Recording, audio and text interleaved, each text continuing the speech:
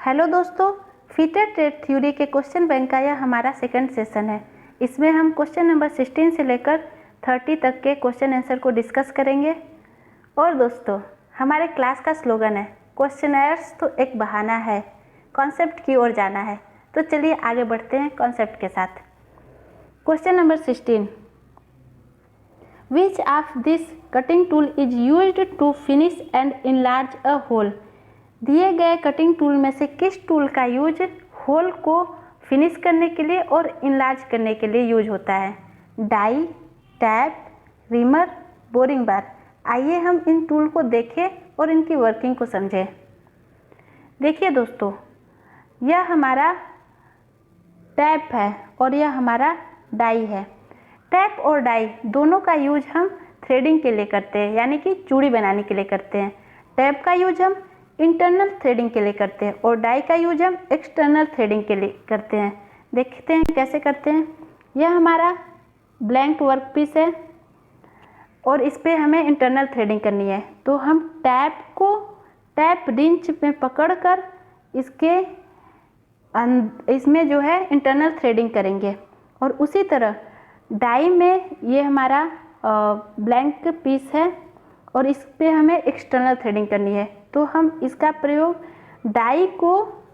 Die stock में पकड़कर इस पर एक्सटर्नल थ्रेडिंग करते हैं। तो ऑप्शन में क्या लिखा है, क्वेश्चन में क्या बोल रहा है कि कौन सा ऐसा टूल है जो होल को फिनिश करे और इनलार्ज करे। टैप और डाई तो थ्रेडिंग के लिए होता है, तो यह ऑप्शन तो सही हो नहीं सकता। तो चलिए आगे बढ़ते हैं नेक्स्ट ऑप्शन की तरह।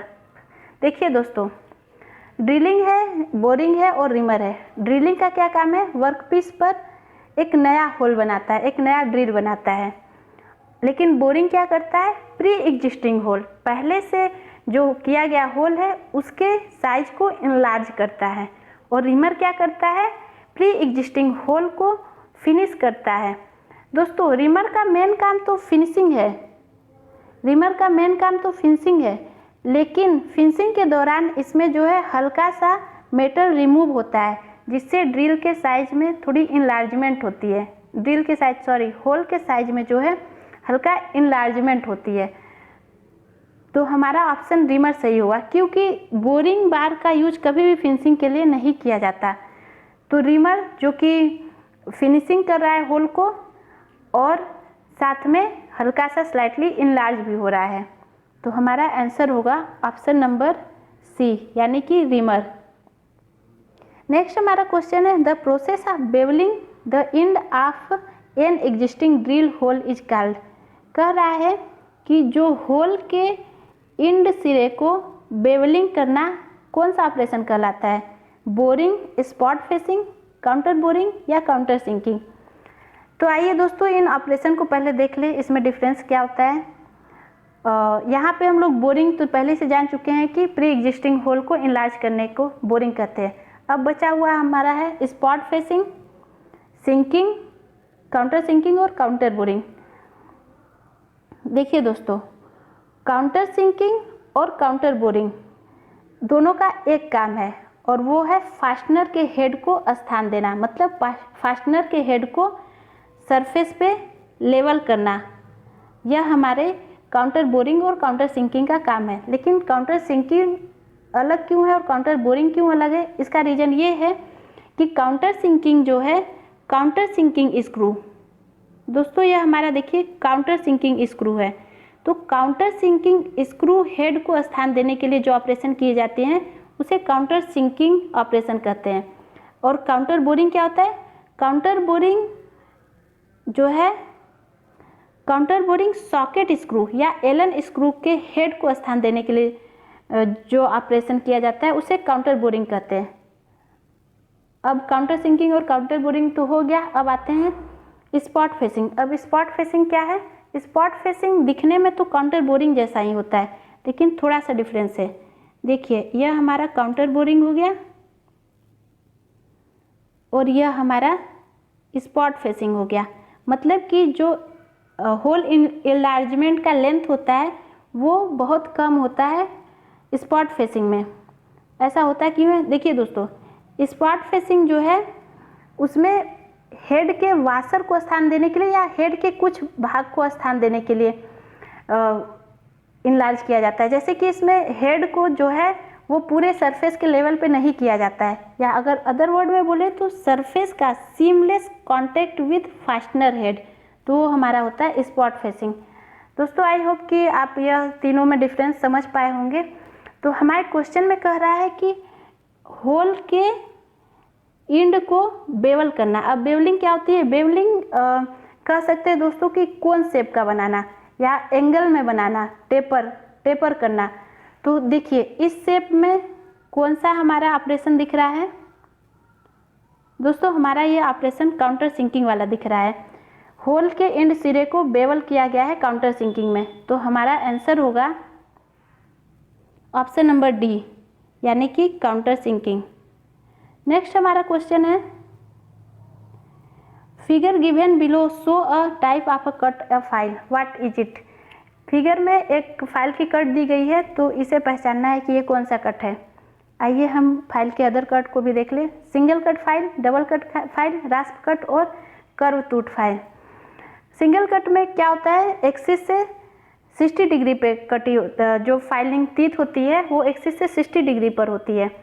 और डबल कट में एक अप ओवर कट होता है और एक अप कट होता है। ओवर कट का एंगल जो है एक्सिस से 60 डिग्री होता है और अप कट का है वो 75 से 80 डिग्री तक होता है। और नेक्स्ट हमारा रास्प कट है। रास्प कट क्या होता है? ट्रेंगुलर शेप का फेस पर उभार होता है और ये बहुत कोर्स टीथ वाली फाइल होती है और इसका यूज जो होता है वो लकड़ी, फाइबर आदि में किया जाता है। इसके अलावा कर्व्ड टूथ फाइल भी होता है जिसका यूज मुलायम धातुओं की फिनिशिंग के लिए किया जाता है। तो हमारा आंसर होगा option number D, rasp cut.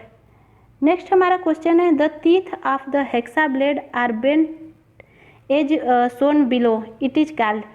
जैसे हेक्सा ब्लेड में जो टीथ सेटिंग होती है ये कहलाती क्या है? Option number A pattern, second है स्टाइल, थर्ड है सेट और फोर्थ है सीरीज। तो दोस्तों हम इसे हेक्सा ब्लेड की सेटिंग या हेक्सा ब्लेड का सेट कहते हैं, यानी कि ऑप्शन नंबर सी। इसके अलावा आइए दोस्त हम लोग देख लें कि सेटिंग कितने प्रकार की होती है और क्यों होती है हेक्सा ब्लेड में सेटिंग। दोस्तों हेक्सा ब्लेड की सेटिंग इसलिए की जाती है ताकि वह जब कटिंग करे तो वो अपने कटिंग में ना फंसे, अपने कट में ना फंसे, इसलिए हेक्सा ब्लेड की सेटिंग की जाती है।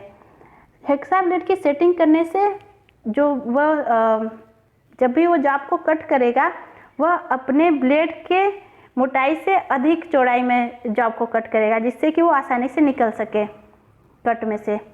तो देखिए दो सेट होते हैं, एक वेब सेट होता है, एक वेब सेट होता है और दूसरा स्टैगर्ड सेट होता है। वेब सेट जो होता है वो फाइन पिच के लिए होता है, जैसे 0.8 mm तक में जो भी 0.8 mm पिच वाले हेक्सा टीथ में जो है वो सेटिंग होती है, वेब सेटिंग होती है।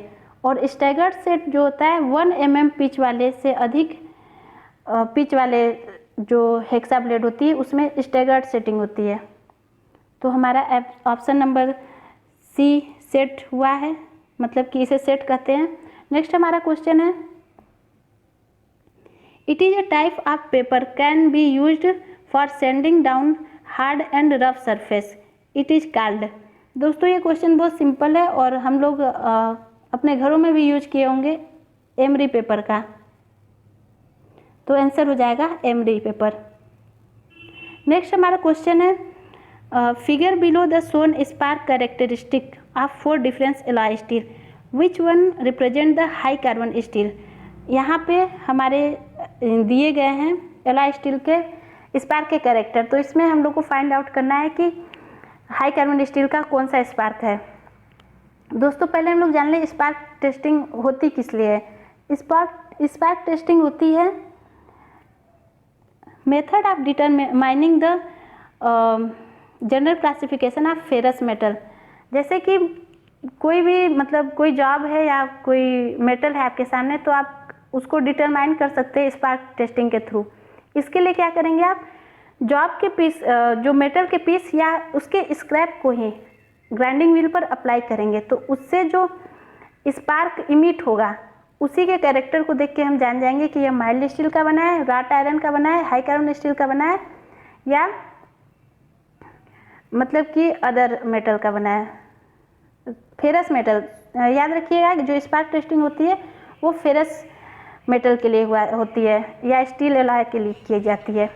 तो देखिए दोस्तों, यदि मैं राट आयरन के स्पार्क की कैरेक्टरिस्टिक की बात करूं तो राट आयरन में क्या होता है, राट आयरन में जो स्पार्क निकलती है flow out a straight line, वो स्ट्रेट लाइन में स्पार्क निकलती है और लास्ट में वाइडन आउट होकर समाप्त हो जाती है।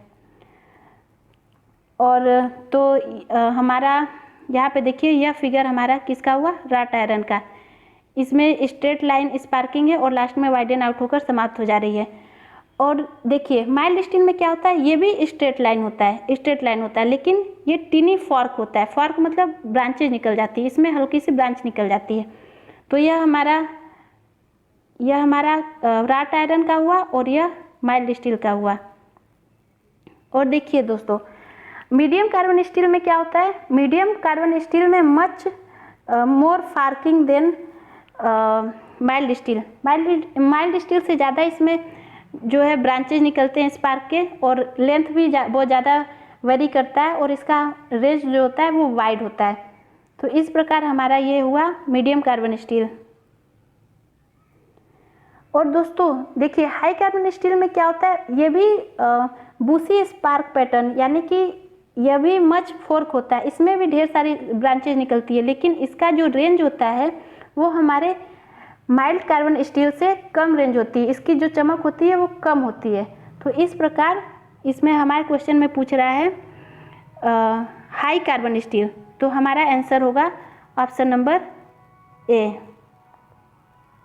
नेक्स्ट हमारा क्वेश्चन देखिए दोस्तों, यहाँ पे मैंने और भी एलॉय स्टील के कैरेक्टर है स्पार्क के, इसे आप देख सकते हैं। नेक्स्ट हमारा क्वेश्चन है, which one of this not a type of oxy acetylene flame. दोस्तों जब भी हम लोग वेल्डिंग शॉप में यूज करते हैं तो दो गैसों के मिक्सर वाला फ्लेम यूज करते हैं। वो कौन कौन सी गैसें हैं, एसिटिलीन और ऑक्सीजन। अगर तो इनका रेशियो 1:1 है तो वो हमारा न्यूट्रल फ्लेम होगा, और अगर ये रेशियो 1:1.5 है मतलब, तो यह हमारा ऑक्सीडाइजिंग फ्लेम होगा, इसमें ऑक्सीजन की मात्रा ज़्यादा है। और कार्बोराइजिंग फ्लेम में जो है हमारा 1:0.9 होगा। कार्बोराइजिंग फ्लेम में एसिटिलीन गैस की मात्रा ज़्यादा होती है। लेकिन दोस्तों न्यूट्रल फ्लेम जैसा कोई फ्लेम यूज नहीं होता, तो हमारा आंसर होगा न्यूट्रल फ्लेम, क्योंकि एसिटिलीन और ऑक्सीजन के रेशियो में न्यूट्रल फ्लेम आता है, ऑक्सीडाइजिंग फ्लेम आता है, कार्बोराइजिंग फ्लेम। न्यूट्रल फ्लेम जब अनुपात रेशियो बराबर हो, ऑक्सीडाइजिंग फ्लेम में ऑक्सीजन की मात्रा जब ज़्यादा हो, और कार्बोराइजिंग फ्लेम में जब एसिटिलीन की मात्रा ज़्यादा हो। नेचुरल फ्लेम जैसा कोई फ्लेम नहीं होता, तो हमारा ऑप्शन बी हो जाएगा। नेक्स्ट हमारा क्वेश्चन है, the drilling hole is larger than the size of drill used, जैसे it could be due to, मतलब कि यदि हम कोई ड्रिलिंग बिट से ड्रिल कर रहे हैं तो जो होल बन रहा है वो हमारे ड्रिल साइज से ज़्यादा बन रहा है। इसका क्या रीज़न है, टू मच फीड, यह हो नहीं सकता, क्योंकि अगर अधिक फीड करेंगे तो फ्रिक्शन बढ़ेगा, जिससे जो है हीट जनरेट होगा और टूल की ज्योमेट्री खराब होगी। यह बड़ा होल बनने का कोई कारण नहीं है। हेलिक्स एंगल नॉट एक्यूरेट, यह भी कोई रीजन नहीं है। लिप क्लियरेंस नॉट एक्यूरेट, ये भी रीजन नहीं है। Unequal length of the cutting edge, हाँ यही रीजन है जिसकी वजह से ड्रिल साइज, जो ड्रिल होल होता है वो साइज से ज़्यादा बनता है। आइए इसे देखते हैं कैसे। देखिए दोस्तों, यह हमारा कटिंग लिप या कटिंग एज है। अगर यह अनइक्वल साइज का होगा तो ड्रिलिंग के समय जो बड़े एज वाला कटिंग एज होगा उसी केवल एक एज से ही कटिंग होगी, और जो होल बनेगा, ड्रिल होल बनेगा, वो साइज से ज़्यादा बनेगा। तो हमारा answer number D, unequal length of cutting edge. Next हमारा क्वेश्चन है, if a bench vice over tight what is likely to be damage. अगर हम बेंच वाइज को ज़्यादा टाइट करते हैं तो क्या डैमेज होगा, हैंडल, स्पिंडल, स्क्वायर नट या फिक्स जा।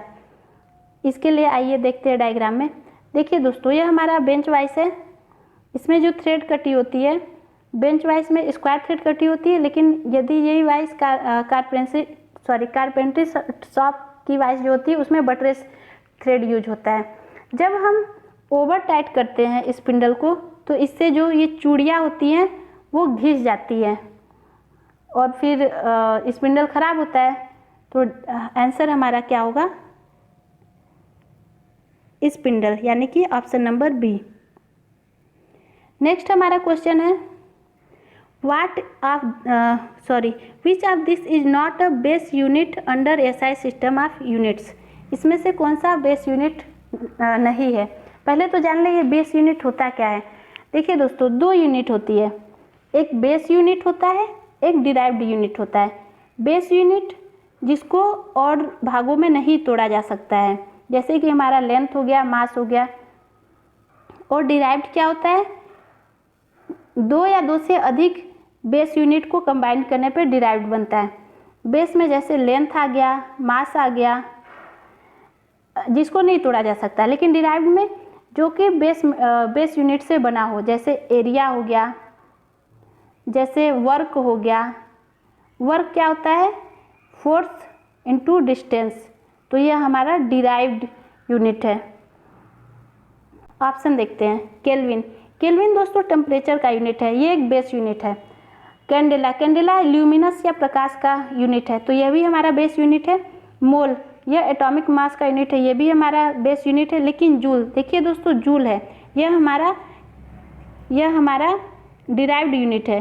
किससे बना है जूल, फोर्स और डिस्टेंस के मल्टीप्लिकेशन से जूल बना है, तो ये हमारा डिराइव्ड यूनिट हुआ। तो ऑप्शन नंबर डी। नेक्स्ट हमारा क्वेश्चन है, the main purpose of heat treatment process normalizing as. अब हीट ट्रीटमेंट क्या होता है, ऑप्शन पर पढ़ते हैं, remove induce stresses, improve machinability, soften steel या increase toughness and reduce brittleness. देखिए दोस्तों, पहले हम जाने ये हीट ट्रीटमेंट होता क्या है। हीट ट्रीटमेंट किसी निश्चित टेम्परेचर तक धातु को या धातु मेटल एलाय को किसी निश्चित टेम्परेचर तक गर्म करके उसके कूलिंग रेट को रेगुलेट करते हैं। मतलब कूलिंग रेट को हम अपने मर्जी से डिसाइड करते हैं कि इसे जल्दी ठंडा करना है या देर में ठंडा करना है। यानी कूलिंग रेट को रेगुलेट करके जो उसमें मैकेनिकल प्रॉपर्टी को इम्प्रूव किया जाता है उसे ही हीट ट्रीटमेंट कहते हैं। जैसे अगर मैं एग्जांपल लूँ तो मान लीजिए मुझे स्टील को हार्ड बनाना है, तो स्टील को मैं उसके अपर क्रिटिकल टेम्परेचर तक गर्म करूँगी, उसके बाद उसके कूलिंग रेट को फास्ट कर दूँगी, जिससे कि जो हमारा जॉब होगा वो हार्ड हो जाएगा। इसी तरह दोस्तों, जब हम हीट ट्रीटमेंट करेंगे तो उसमें जो भी होगा, इंटरनल ग्रेन्स जो होती है वो स्ट्रेस में आ जाती है, तो उसे नॉर्मल करने की क्रिया को नॉर्मलाइजिंग कहते हैं। तो हमारा ऑप्शन नंबर ए सही होगा, रिमूव इंड्यूस स्ट्रेस। नेक्स्ट हमारा क्वेश्चन है, the heat treatment process annealing is done to increase toughness, increase softness, increase hardness या इंक्रीज ब्रिटलनेस। दोस्तों एनलिंग जो होता है इससे सॉफ्टनेस को इंक्रीज किया जाता है, तो हमारा ऑप्शन नंबर बी सही होगा, इंक्रीज सॉफ्टनेस। टफनेस को इंक्रीज करने के लिए टेम्परिंग किया जाता है। नेक्स्ट हमारा क्वेश्चन है, what is the type of filing bending done as shown in figure given below. जो फाइलिंग का मेथड दिखाया गया है इसे कौन सी फाइलिंग कहते हैं, straight filing, plain filing, draw filing या फिनिश फाइलिंग। इसमें मैं आपको बता दूं कि प्लेन फाइलिंग जैसी कोई टर्म नहीं होती, ना ही फिनिश फाइलिंग जैसी कोई टर्म होती है। स्ट्रेट फाइलिंग होती है, ड्रा फाइलिंग होती है, क्रॉस फाइलिंग जिसे कि डायगोनल फाइलिंग भी कहते हैं, और एक कर्व फाइलिंग होती है। अब ऑप्शन को देखते हैं। देखिए दोस्तों, स्ट्रेट फाइलिंग होती है वो वाइस के सामने सरफेस को स्ट्रेट करने, सॉरी दोस्तों, वाइस के सामने सरफेस को स्ट्रेट करने के लिए जो फाइलिंग की जाती है उसे स्ट्रेट फाइलिंग कहते हैं। और ड्राफ्ट फाइलिंग जो है वाइस के बगल में खड़े होकर जॉब को के लंबवत फाइल को पकड़कर, फाइल को दोनों हाथों से पकड़ के जो फाइलिंग की जाती है उसे ड्राफ्ट फाइलिंग कहते हैं। तो हमारा ऑप्शन नंबर सी सही हो जाएगा। नेक्स्ट हमारा क्वेश्चन है, V block is use to hold around bars, it has a V groove, what is usually.